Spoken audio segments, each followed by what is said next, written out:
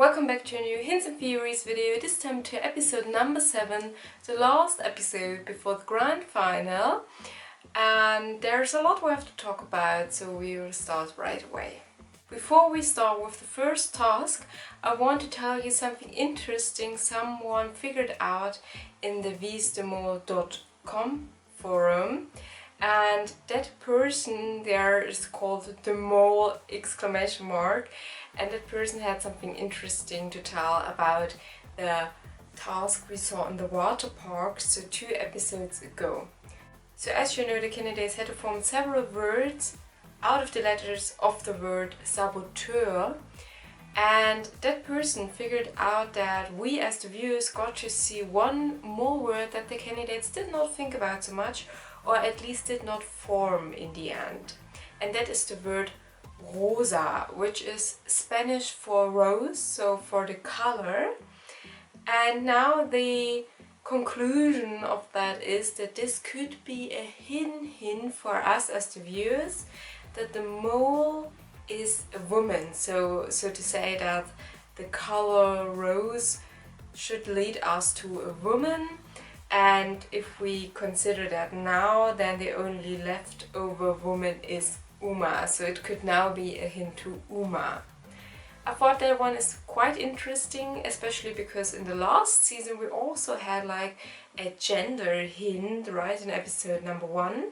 And that person also mentioned something that I really do agree with, and that is that due to the fact that we have a second mole now, hidden hints in the set are, let's say, unlikely. So it seems way more logical that hidden hints to the mole, to the second mole, were put in the production process later on.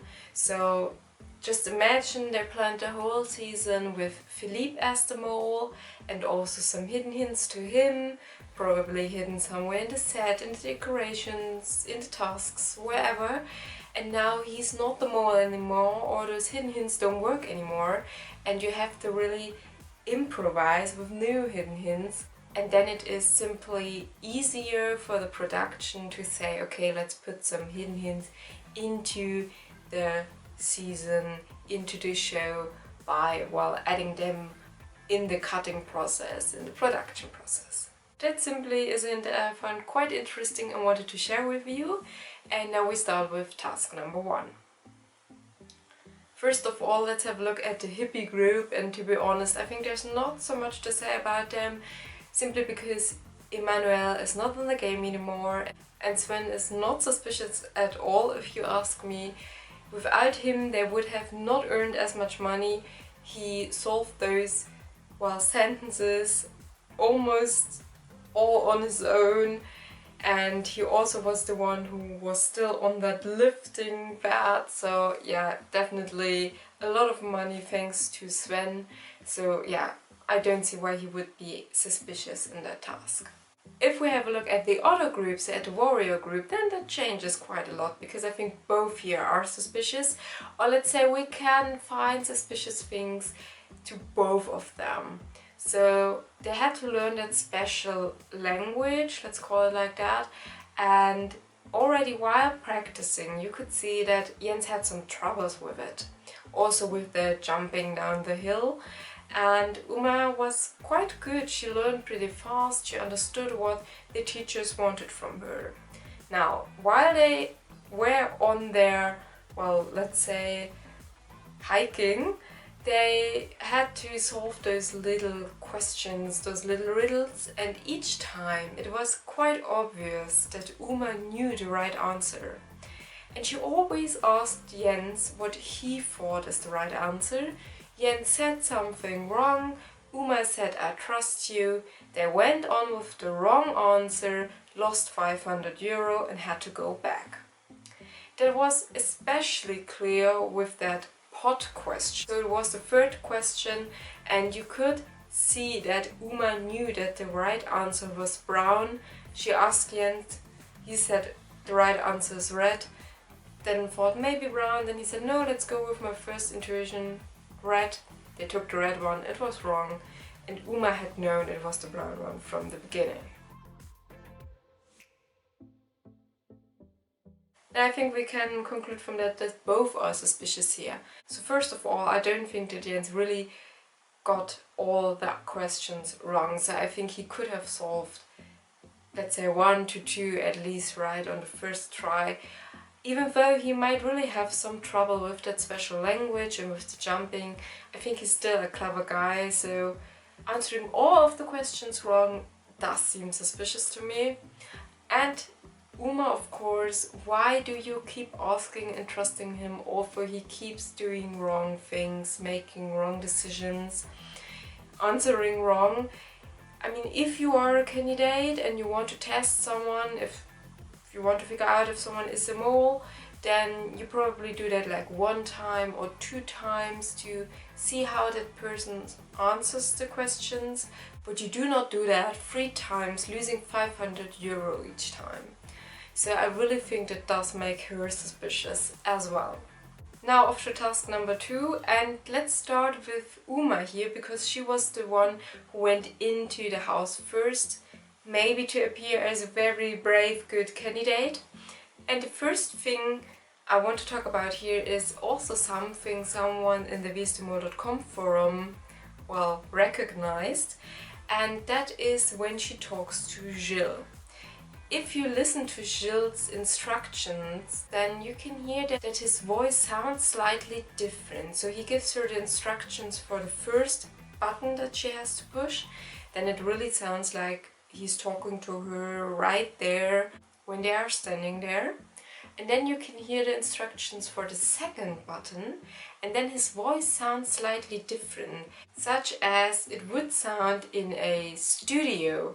So the assumption now is that he probably gave her the instructions for the first button, but then gave her some more instructions. So to brief her, we know that there was not much time to always keep the new mall updated, and this is a 1-to-1 situation. So a very nice opportunity to give the mall his or her instructions, and then they probably forgot to film the instructions for the second button and had to reproduce them later on in the studio. That could at least explain why his voice sounds slightly different, and that hint was found by Cases DeMol. Now, Uma goes in there and she's the only one who kind of loses the challenge, because she's the only one who takes off her sleeping mask, and then she went on the roof, and as Jens joins her, she cries.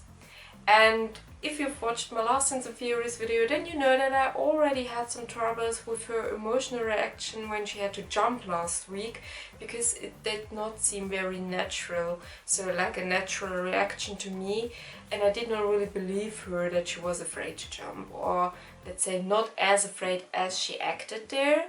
To me it seemed like acting, and this time again I do not really believe her tears. And also she had 15 minutes to prepare those tears, 15 minutes to think about what to tell Jens and the others. So yeah, quite a lot of time to, also prepare an emotional reaction.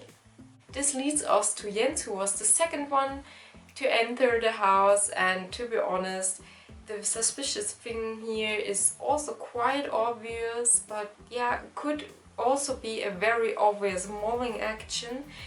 He was the only one who was able to take his sleeping mask off and to go, the last meters without that mask, and he walks straight by the button and he does not push it, the last button. In the end, we know this last button costed them 5,000 euro, at least that money was not earned, and yet that of course could also be interpreted as a huge mauling action, but also a very obvious one, if you ask me. And last but not least to this task, because we can skip Emmanuel of course, is Sven, and the most interesting thing actually about him is, I guess, that for the mole it could also be interesting to go in that house as the last person, simply because then you know how to best fail the task, you would know how many buttons are already pushed, how many you could probably push to appear like a good candidate and still lose the money.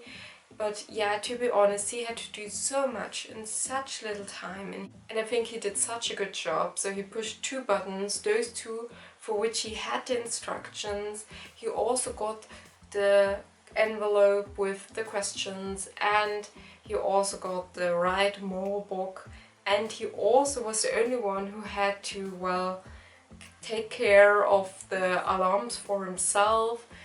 So yeah, quite a lot of good candidate work, I think, here. And to be honest, Sven is like totally off of my list right now. One more thing about Uma, and that one was also spotted in the WIDM forum. Well, quite a lot of things this time from there. And that was about Mo briefing. So you've probably recognized that she uses the swear word putain a lot. And there was a Mo briefing in which that word was used as well. And you also know that the Mo briefings are also always written there so that you can read them while hearing them.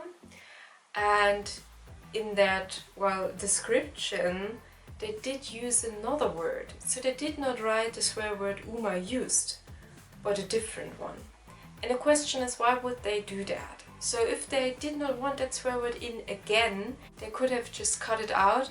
But then again, why would they do that? Because she uses that word so often that, yeah, it would not make sense to suddenly leave it out.